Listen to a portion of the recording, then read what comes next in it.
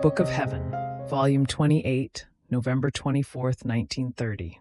How there is not one point in which the divine will does not exercise its operating act toward the creatures, and these receive them according to their dispositions.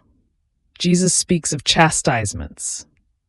My abandonment in the divine fiat continues, but my poor existence goes on very often amid the bitternesses of the privations of my sweet Jesus. And while I long for him, reaching the point of feeling life missing in me, because he is my life, nor do I know any other life or other pleasure but Jesus, then, if he comes for a little, while I feel myself coming to life again, that breath of life that he gives me, he embitters, because he tells me nothing other than the great chastisements which divine justice keeps prepared. How all the elements will put themselves against man, the water, the fire, the wind, the rocks, the mountains, will change into deadly weapons, and strong earthquakes will make many cities and people disappear. And in all nations, not even our own will be spared. And then the revolutions in which they are and will be engulfed, and the wars that are about to break out, it seems that almost all will be caught in the net which they themselves are preparing.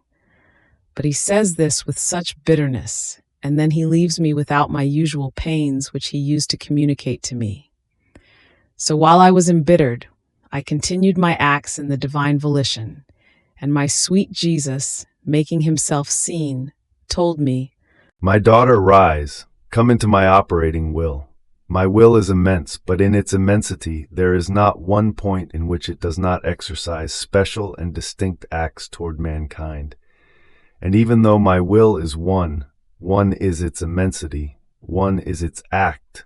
However, in its immensity it holds the order of all the effects which come out as acts from one single act, to pour themselves out toward each creature who receives them according to her dispositions.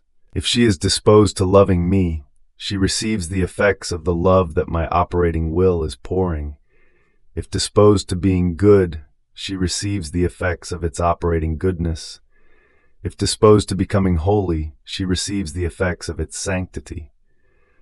So according to their dispositions, the immensity of my fiat pours itself, its different effects which convert for them into acts, over each creature, and one who is not disposed receives nothing, even though my divine will is always there as operating over each one of them.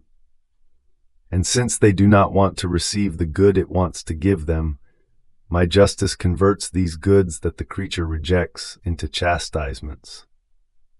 This is the reason why my divine will is as though on the lookout from within the elements, to see whether they are disposed to receive the good of its continuous operating. And in seeing itself rejected, tired, it arms the elements against them. Therefore, unforeseen chastisements and new phenomena are about to happen. The earth, with its almost continuous tremor, warns man to come to his senses. Otherwise, he will sink under his own steps because it can no longer sustain him. The evils that are about to happen are grave. Otherwise, I would not have suspended you often from your usual state of victim. Now, the creature who enters into my divine will lets not one act escape her. She runs to each operating act of it, adores its acts, thanks them, loves them, and everywhere honors the supreme volition. She keeps them company, and in her littleness she would want to secure all of its acts with her little love. So, only one who lives in it can defend the rights of a will so holy. Therefore, always in my will do I want you, and you never want to go out of it. Fiat,